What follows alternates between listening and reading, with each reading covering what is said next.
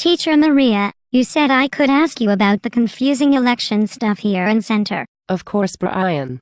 I'm glad you are interested in our American government class. This center election case is one of the most complex election cases ever to go to court.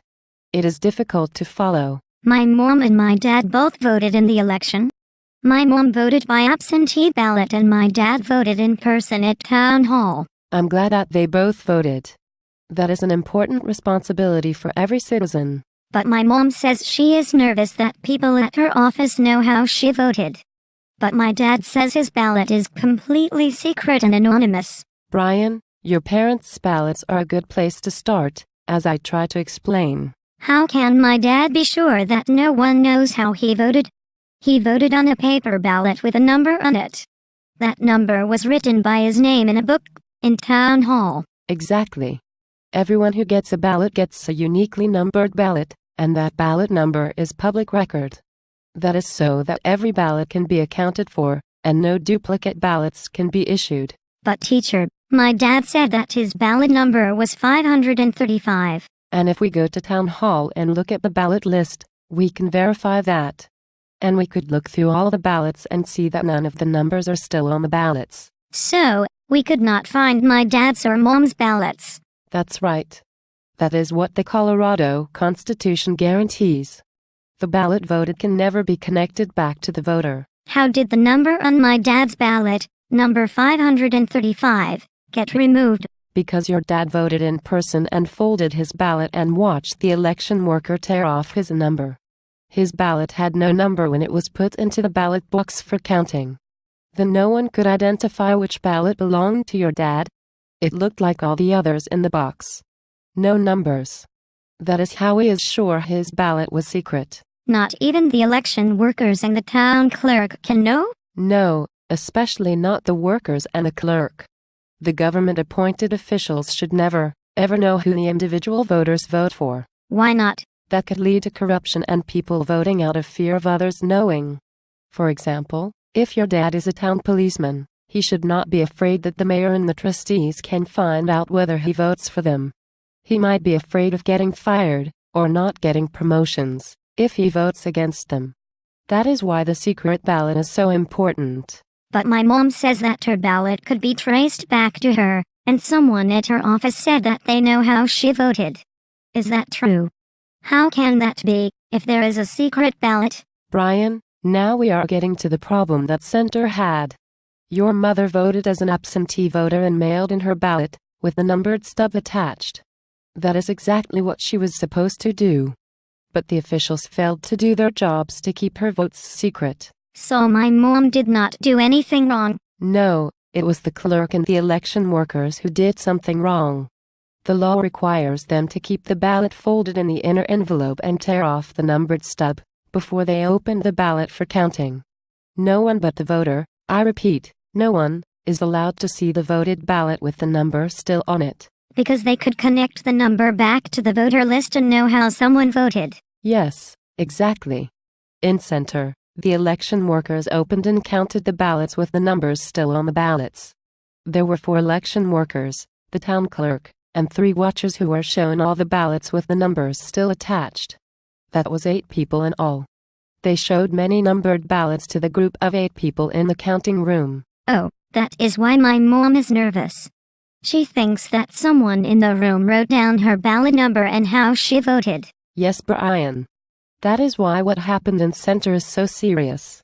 There was nothing to prevent the 3 watchers in the room from writing down or memorizing the ballot numbers and how voters voted. What about the 5 election workers? Could they trace my mom's ballot back to her? They could if they researched her number before opening the ballots, or if they memorized certain ballots and then later looked up who the voters were. Unlike the watchers, paid workers took an oath not to try to find out how a voter voted. So we just have to rely on their word, that they did not look. No, Brian. That is why the law is so clear, that the numbers must be removed before workers can count the ballots. In this case they violated a very important law. How do we know whether any of the 8 people wrote down the information or memorized it? We don't know, Brian, and never will. That is why Judge Gonzalez ordered that the election is not valid, and must be done again with absolutely secret ballots. But my uncle who works at town hall said it was just an accident, and the election workers say that they just forgot to remove the numbers. Therefore, the accident should not result in an overturned election. He said that after counting ballots, they did tear off the numbers. Brian, there is no way to know whether it was an accident or not. It is such a basic law for over 120 years in Colorado that it is difficult for many critics to believe that it could have been an accident for 5 experienced election judges to simultaneously forget the most important election law there is: the secret ballot law in the Constitution. So it does not matter if it was an accident?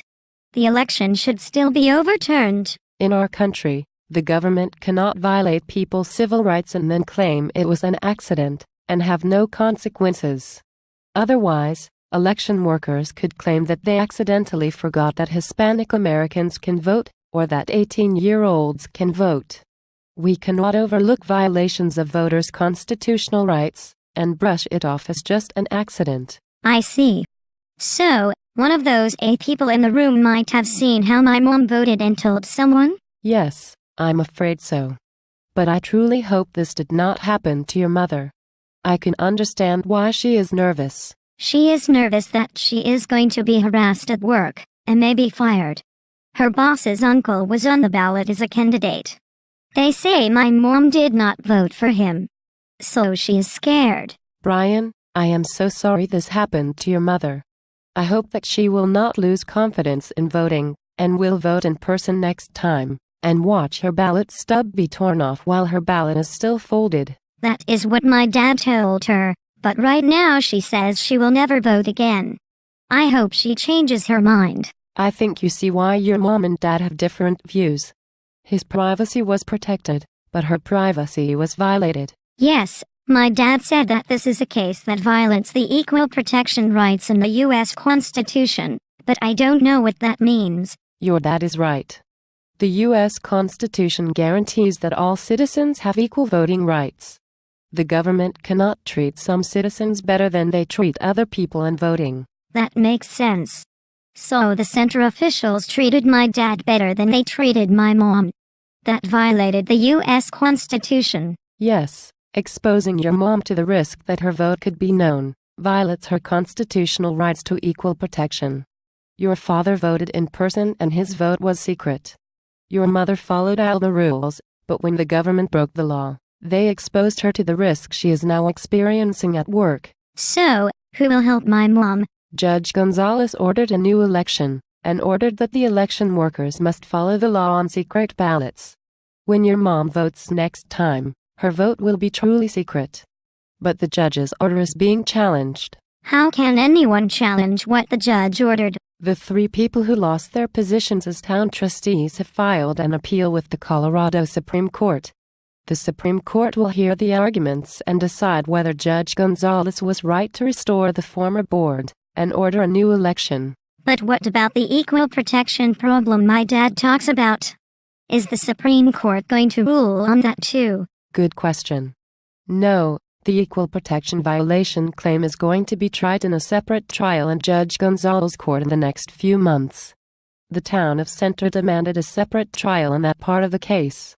That is not being heard by the Supreme Court. So, the Supreme Court is going to rule on whether the election should stay overturned, as Judge Gonzalez ruled, and later, Judge Gonzalez will hear the separate part of the case about how my mom and dad were treated differently as voters.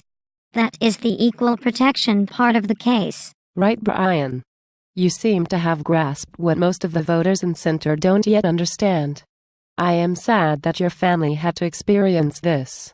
I hope your mom is able to stand strong against the illegal harassment. My mom is pretty strong. I think she will be okay, and I will ask her to vote in person, not by mail ballot, next time. I know she cares a lot about our town. Good. Come back to see me if you have more questions after you go home and talk with your parents. Thanks, Teacher Maria. Bye.